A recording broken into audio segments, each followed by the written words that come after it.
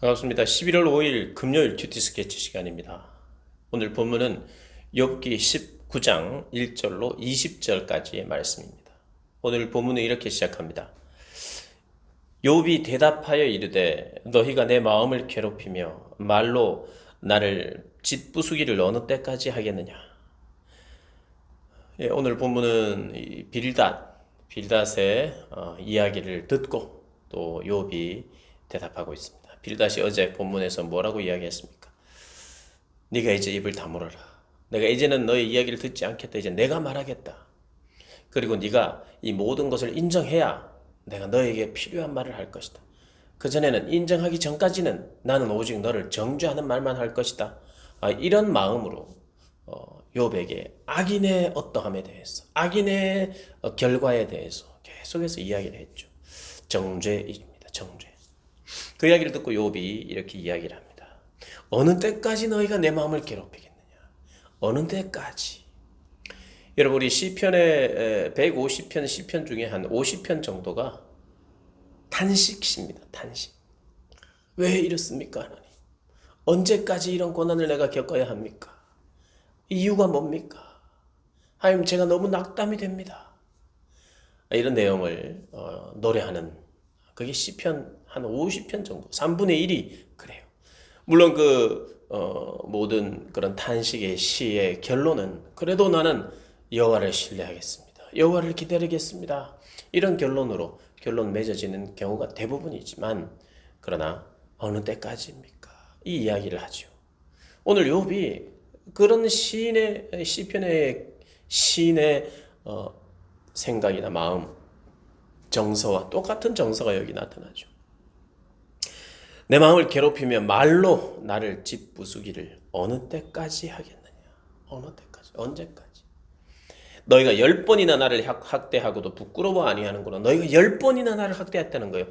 10번 셌다는 뜻이 아니라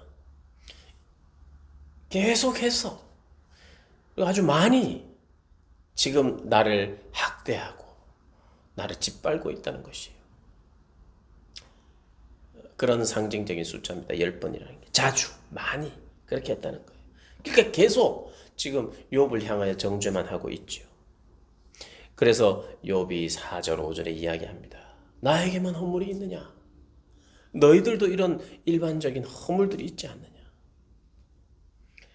그렇게 이야기를 하면서 6절을 보면 이 모든 것은 하나님이 만드신 상황이다. 이렇게 하나님이 이것을 다 계획하셨고 하나님의 그물로 나를 에워싸신 줄 너희가 알아야 된다. 하나님이 하신 거라는 걸 너희들이 인정해야 된다. 내가 나의 죄를 인정할 것이 아니라 너희들이 도리어 인정해야 되는데 바로 이 모든 것은 하나님이 하셨다는 것을 인정해야 된다. 나도 이유를 잘 모른다. 너희도 잘 몰라야 된다. 너희들은 지금 안다고 말하는데 몰라서 하는 소리다, 그 이야기입니다. 하나님이 억울하게 했다는 거예요. 억울하게. 그리고 하나님이 어떻게 하셨는지, 본인을 향하여 어떻게 하셨는지, 하나님은 나를 적대하셨다, 이렇게 이야기를 합니다. 어떻게 하나님이 적대하시고 욥을 대했느냐 하면 우리가 욥의 계속된 고백을 들으면 알아요. 욥에게 하나님은 무응답입니다. 응답을 하지 않아요. 내가 부르짖지만 응답이 없다는 거예요. 응답이 없다. 하나님, 어찌하여 이런 일이 생긴 겁니까? 라고 내가 이유라도 알아야 내가 회개를 하든지 극복을 하든지 해야 될 것 아닙니까? 하나님 하고 기도를 하는데 응답이 없어요. 도와주시지 않을 뿐만 아니라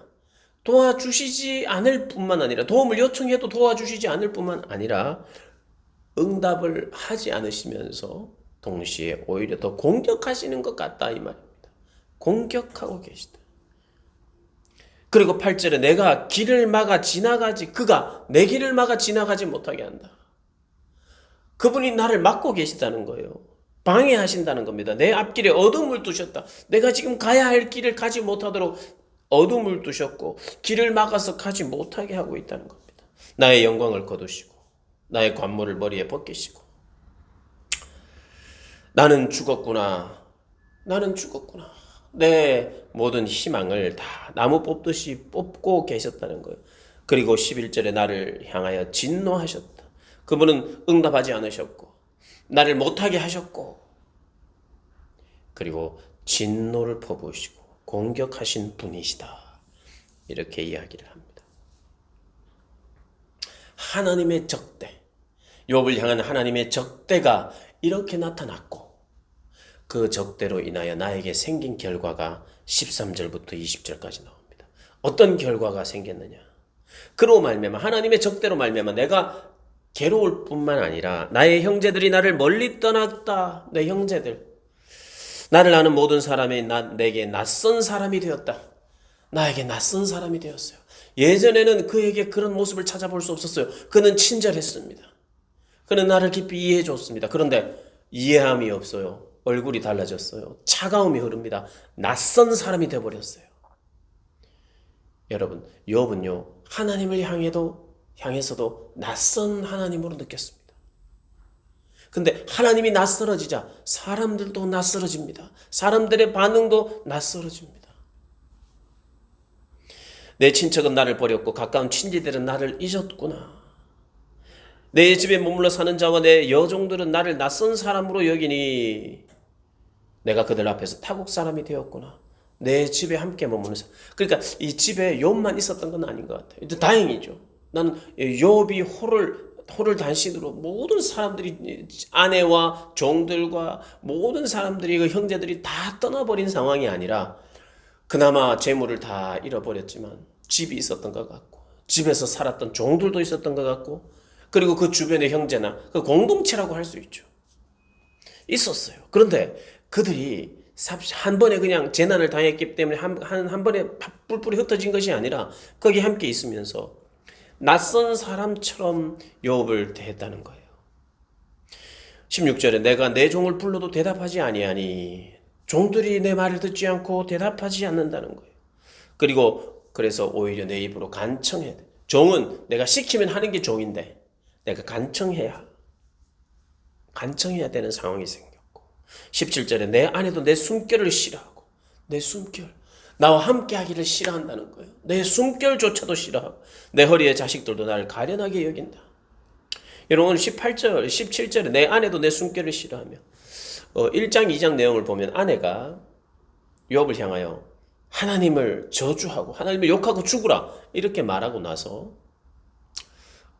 아내조차도 떠나고 도망간 걸로 우리가 이제 생각하는 경우가 많은데 그게 아닌 것 같아요. 오늘 본문을 보면 아내도 남아 있었던 것 같아요. 아내도 함께 있고 그런데 아내조차도 욥을 여전히 욥이 당하고 있는 그 고난에 동참하지 못하고 오히려 욥과 함께 있는 것을 싫어하고 힘들어하는 여기에만 나오는 내 허리의 자식들 내가 낳은 자식들 10명은 사실 다 죽었는데 다른 자식이 있단 말인가 우리 생각할 수 있는데 이 원어적 의미로는 내 허리의 자식들이라는 것은 단지 내 자식들만 이야기하는 것이 아니라 뭐 친척, 조카, 또 친척의 형제들 그들이라고 우리가 생각할 수 있습니다. 아마도 가족 공동체로 그렇게 모여 살았던 것 같아요. 그래서 나와 피를 나눈 사람들이 나를 가련하게 여기고 싫어하고 18절에 어린아이들까지도 나를 업신여기고 내가 일어나면 나를 조롱하고 19절에 나의 가까운 친구들이 나를 미워하고 내가 사랑하는 사람들이 돌이켜 나의 원수가 되었구나. 하나님이 나를 적대하신 하나님이 나를 낯설게 대하자 사람들도 나를 낯설게 대하고 조롱하고 아프게 하고 나를 불쌍히 여기긴 하지만 위로하지 않고 타국 사람과 같이 되는 이런 상황이 하나님과의 관계도 단절되는 것 같고 사람들과의 관계도 단절되는 그런 상황을 맞이하면서 20절에 내 피부와 살이 뼈에 붙었고 남은 것은 겨우 잇몸뿐이로구나. 내가 겨우 목숨만 부지하고 있지만 이것도 죽은 것과 다름이 없고 내가 이미 정신적으로는 이미 죽었다 이야기를 합니다. 이런 큰 아픔 속에 욥이 살고 있다는 거예요. 욥이 그냥 재산을 다 잃어버린 것 때문에 이게 웬 말인가 내 재산은 어디 갔는가 이런 힘듦보다 나의 육체, 내 질병 때문에 내 질병이 이게 웬 말인가?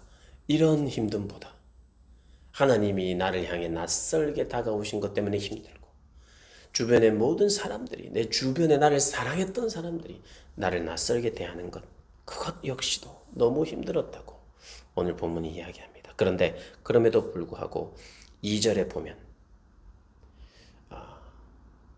너희가 내 마음을 괴롭히며 말로 나를 짓부수기를 어느 때까지 하겠느냐라고 이야기했는데 나를 괴롭힌다는 거예요. 근데 이것은 자신의 결백을 내가 괴롭힘을 당할 사람이 아니고 너희가 하는 말이 틀렸다. 나는 결백하다. 이 결백을 하나님은 아신다. 하나님은 아신다고 믿는다. 라고 하는 그런 믿음으로 지금 이야기를 하고 있어요. 욥은 하나님을 향하여 여전히 하나님이 그의 소망인 것을 붙들고 있습니다. 사랑하는 여러분, 이런 극도의 아픔, 하나님이 낯설고 이웃이 낯설 때 그러나 여전히 그 하나님을 의지하고 바라보시는 여러분들 되시길 주님의 이름으로 축복합니다.